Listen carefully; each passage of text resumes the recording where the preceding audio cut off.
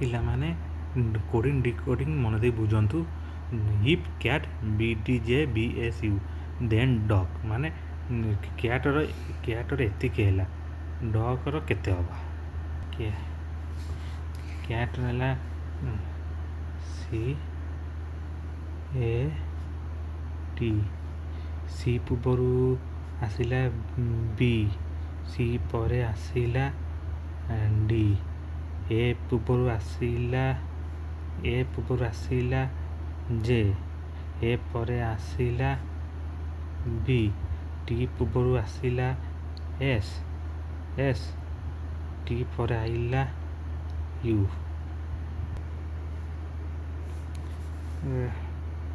Dog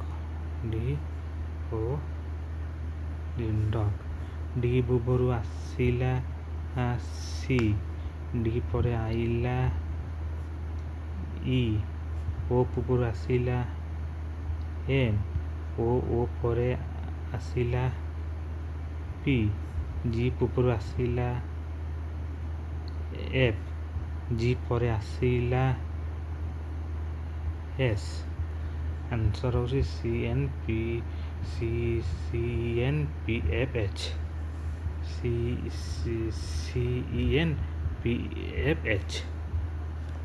ପରୀକ୍ଷାରେ ସବୁ ଏଇ ଟାଇପ୍ରେ କରିବ, ଏଇ ଟାଇପ୍ରେ ଆନ୍ସର୍ ହିଁ କରିପାରିବ।